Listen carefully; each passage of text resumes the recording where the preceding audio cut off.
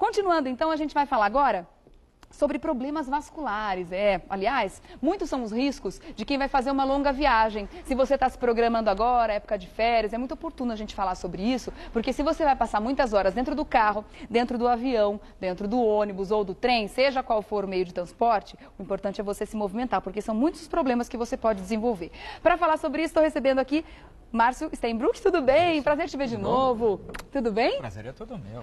Como é que foi o fim de ano, tudo bem? Maravilhoso. Que bom. Um pouquinho de chuva, né? Né? Mas isso todo mundo pegou, não teve jeito, né? Só quem foi pro sul, que até agora por lá tá bem sequinho, né? Bom, vamos falar sobre esses problemas que acabam acontecendo muitas vezes e pegam as pessoas de surpresa e muitas vezes, algumas vezes, são até fatais. Por isso que é muito importante a gente deixar isso bem claro para que as pessoas tenham consciência da importância de se movimentar. Eu queria que o senhor explicasse para a gente o que acontece no corpo quando a gente fica durante muito tempo na mesma posição. Não, primeiro é importante frisar que não é qualquer indivíduo que vai pegar um avião e vai ter uma trombose ou vai ter algum problema. Então não precisem ficar com medo nem deixar de viajar por conta disso.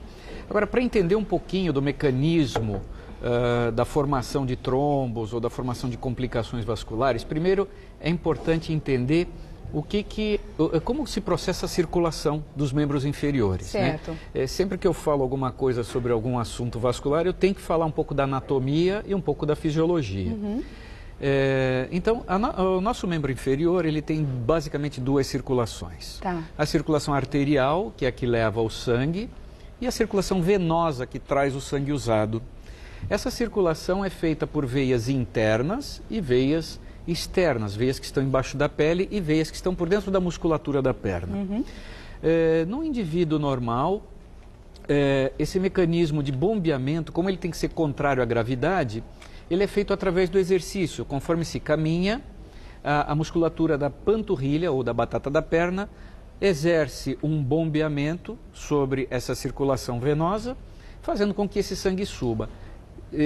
Isso. A gente tem aí um esqueminha para exatamente. entender melhor. Então aqui Legal. nós podemos ver o sistema venoso interno, né, ou profundo, que é aquele mais grosso, e o externo, que é aquele mais fininho, né, que está próximo da pele. Todos eles estão sujeitos à formação de coágulos. Sim, só que o sangue ele tem que estar circulando por lá, o sangue venoso. Então ele vem do pé para cima. Quando o indivíduo caminha, a musculatura, exatamente, a musculatura que está na panturrilha ou na barriga da perna, ao se contrair, comprime essas veias. Então funciona como se fosse uma bomba. Mas exatamente, é uma bomba. Aperta a veia e o sangue sobe com mais facilidade. Sobe, exatamente. E aquelas válvulas que estão sendo mostradas lá, quando se fecham, o sangue não reflui, ele não volta. Então, isso.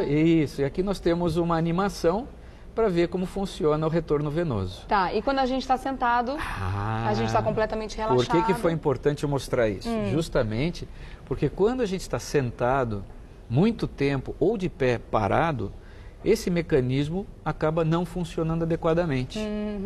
Então, imagina uma pessoa num avião, fazendo uma viagem de 11, 12 horas, sentada, que me desculpem as empresas aéreas, naquela lata de sardinha que virou a classe econômica. Não precisa pedir desculpa não, eles têm pedido desculpa pra gente, vamos combinar. Porque eles apertaram tanto a gente ali na classe econômica que acaba trazendo uma série de problemas, não só esse, né? Além do desconforto da viagem longa, sentado num lugar tão apertado. Exatamente. Esse é um dos mais graves, então, né? Das mais graves consequências. Com o crescimento, né, dos voos, crescimento das empresas aéreas, houve necessidade de se incluir mais passageiros nos aviões. É a ganância econômica. Tá. Com isso, estreitaram mais os bancos, individualizaram mais. Então, o indivíduo hoje, muitas vezes, quando viaja, ele viaja de uma forma que ele não consegue nem abrir os braços, ele fica estático. E isso é prejudicial justamente porque aquele mecanismo de bombeamento não funciona. Tá. Muito bem.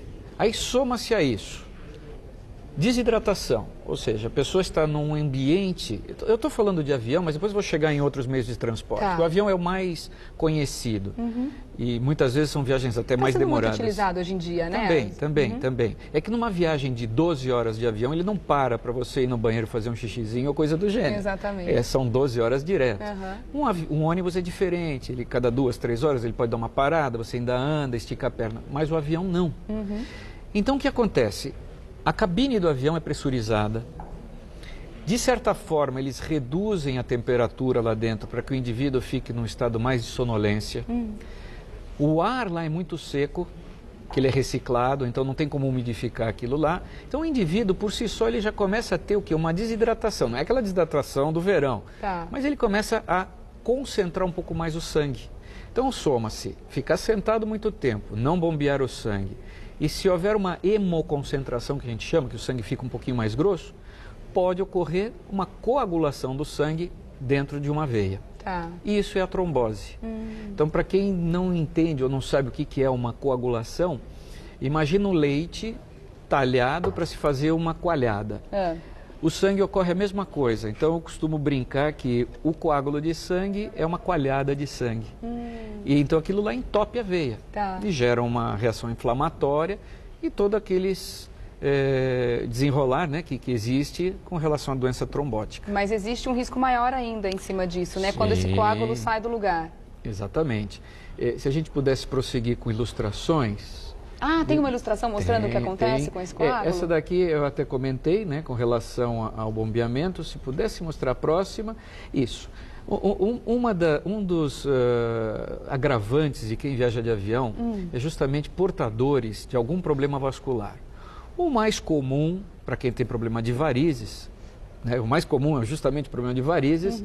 Então, quem vê a imagem da direita, vê uma veia dilatada, onde as válvulas já não se fecham adequadamente. Ou seja, a falta de movimento da perna agrava ainda mais um problema de varizes. Então, o indivíduo portador de varizes, ele é mais suscetível às tromboses do que o indivíduo sadio. Então, a pessoa que já tem sabidamente as varizes, né, e ainda não fez um tratamento adequado, ou então a pessoa que tem um histórico na família de varizes, né, mãe, pai, que já operou de varizes, ou até avós, devem ficar mais atentos e tomar mais cuidado numa situação dessa. Sem dúvida. Vamos ver a próxima imagem. Pode mudar? Isso, aí. Aqui. Então, isso é um coágulo. Exatamente, é isso que eu queria mostrar. Então, quando o sangue ele para de circular, e para literalmente, ele fica estático dentro da veia, ele fica meio parado. Se ele não circula, ele coagula. Isso é um mecanismo de defesa. Quando a gente se corta, que o sangue começa a fluir, se a gente não coagulasse, sangraria até a morte. Então, essa é a formação do coágulo. Então, é isso que acontece dentro de uma veia quando ocorre a trombose. Era isso que eu queria que o telespectador entendesse, para a gente continuar falando um pouquinho sobre o histórico, né, de como surgiu a história da síndrome da classe econômica. Da classe econômica, né? Que dó, além de ter que estar na classe econômica, ainda tem que ter uma síndrome. Na verdade, eu acho é um nome um pouco infeliz. Eu acho também. É um nome um pouco infeliz. Mas, na verdade, o que acontece é que como a classe econômica é justamente o local onde o pessoal é mais espremido, é onde existe um risco maior e acaba tendo uma porcentagem de ocorrências maior.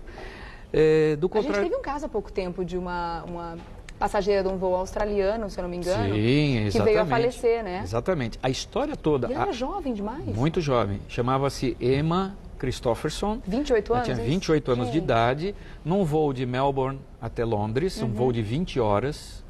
Ela, com 28 anos, durante o voo, era, se não me engano, a Qantas, né? Uma empresa aérea australiana. E ela se queixou de dor. Ela se queixou de dor nas pernas e ela não tinha nada, ela era rígida. O histórico médico dela não demonstra absolutamente nada. E ela, quando chegou no aeroporto em Londres, ao levantar e descer a escada do avião, ao sair do avião, ela caiu morta lá.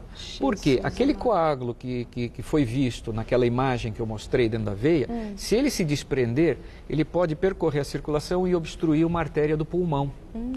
E essa obstrução, ela faz exatamente essa imagem. Isso pode ocorrer também numa artéria do pulmão. Isso é a chamada embolia pulmonar. Né? Então, a embolia pulmonar é causada basicamente... pela soltura de um coágulo de alguma região distante. Normalmente as pernas. Então, quando ocorreu isso com a Emma Christopherson, em 2000, isso foi no ano de 2000, a partir daí, isso criou uma polêmica. E aí começou a se estudar mais profundamente o que estava ocorrendo nos aviões. Isso não é muito divulgado, mas infelizmente em todos os voos existe uma ocorrência, no mínimo, de alguém com um edema, ou uma pequena flebite, né, que é uma trombose mais superficial, mas isso é muito mais frequente do que se imagina e do que é divulgado. Todos os voos desses bem longos, né? Sim, sempre longo. Quando o voo tem mais do que 4 horas, ele já é um voo que o indivíduo tem que tomar alguns cuidados. Tá. Só para vocês terem uma ideia, isso não ocorreu só com uma pessoa desconhecida, coitada, ela ficou famosa depois que morreu, mas um ex-vice-presidente americano, Dan Quayle, em 94 também teve uma trombose voando. É mesmo? Sim, ele teve como causa da trombose um voo longo. Não me recordo qual era o trajeto, mas... Quer dizer, é muito sério isso, né? É o que você falou. A gente está falando aqui em aviões, mas isso pode acontecer em qualquer outro tipo de meio de transporte, inclusive carro. O avião, basicamente, o indivíduo fica confinado naquela cadeira. Quando se fala em carro, ônibus... Aí a gente já pensa num meio de transporte onde, por incrível que pareça, a gente senta até um pouco mais confortável. A gente tem mais liberdade, né? Mas imagina você pegar um trânsito no retorno de uma imigrante em pleno feriadão. Que preguiça. Com aquele sol de 32 graus. Ninguém merece. E você não conseguir beber uma água, alguma coisa, suando em bicas, mesmo com o ar-condicionado ligado. Eu já tive um caso em que o indivíduo teve uma trombose na perna, rígido também, porque pegou um trânsito muito intenso. Voltando, isso no Rio de Janeiro, ele pegou um trânsito na ponte Rio-Niterói, chegou em casa com a perna desse tamanho, e era uma trombose. No caso de quem está no avião, então a indicação seria, além de tomar muita água, né, tomar o máximo de água que você conseguir, nunca é demais, né, imagino eu. Não, sem dúvida. Você dá algumas caminhadas... Exatamente. Durante o trajeto, durante a gente sabe que com as aeronaves cada vez mais estreitas, né? Não, elas são cada vez mais largas para caber mais poltronas, mas os corredores são cada vez mais estreitos. Mas uma das recomendações que eu faço é para que o indivíduo, quando vá viajar de avião, em primeiro lugar, se possível, que use meias elásticas. Ah, tá. Principalmente aqueles que têm algum antecedente, que usem meias elásticas, que coloquem antes de sair de casa, para ir para o aeroporto, porque o corre-corre, o ficar parado não é só no avião. É a fila do check-in, fila do embarque, fila da Polícia Federal, fila para isso, fila para aquilo. Quer dizer... Se for aqui em Congonhas, tem fila até para pegar táxi também, depois. mas a sobrecarga das pernas já começa desde a chegada no aeroporto. Outra coisa é, se possível, cada 2, 3 horas, andar um pouquinho pelo avião para exercitar as pernas. Aquilo que faria numa parada de ônibus, fazer dentro do avião. A cada quanto tempo?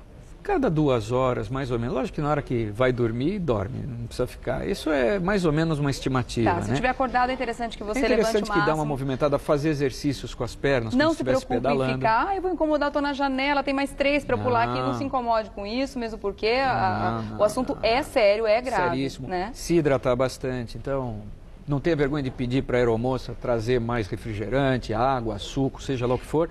Tomar cuidado com as bebidas alcoólicas.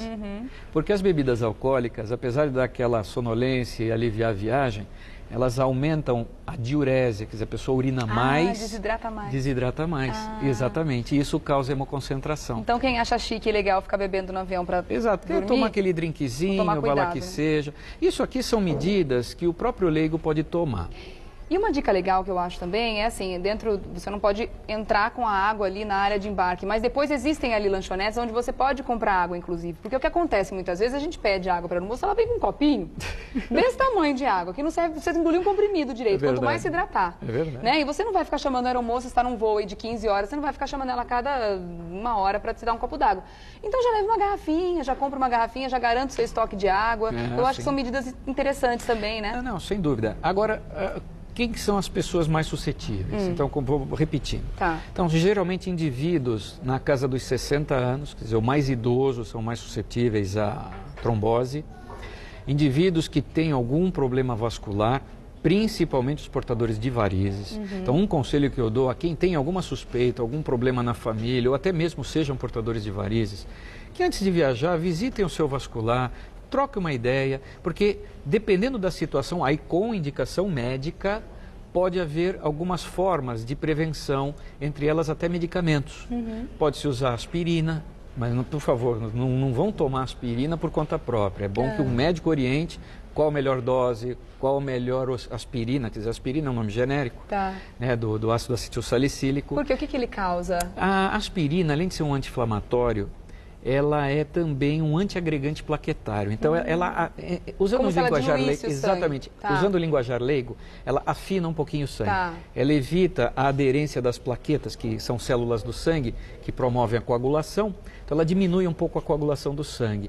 Isso é muito bom em indivíduos que não têm um problema de estômago. Então, uma série de percalços. Por isso que é bom que o médico indique. Claro. Em casos mais extremos, aí pode-se utilizar até anticoagulantes, né? Existem injeçõezinhas subcutâneas, que nem a insulina, e o indivíduo pode se auto-aplicar, ou alguém aplica antes de ir para o aeroporto. Mas o melhor de tudo mesmo é, no caso de dúvida, conversar com um profissional da área. Exatamente. E tomando esses cuidados, eu acho que a gente garante aí não só uma viagem tranquila, né? Uma viagem muito mais feliz e mais dinâmica, porque você não vai ficar sentado ali durante tantas horas, e garante uma chegada saudável, que é o mais importante. Sem né, doutor? dúvida.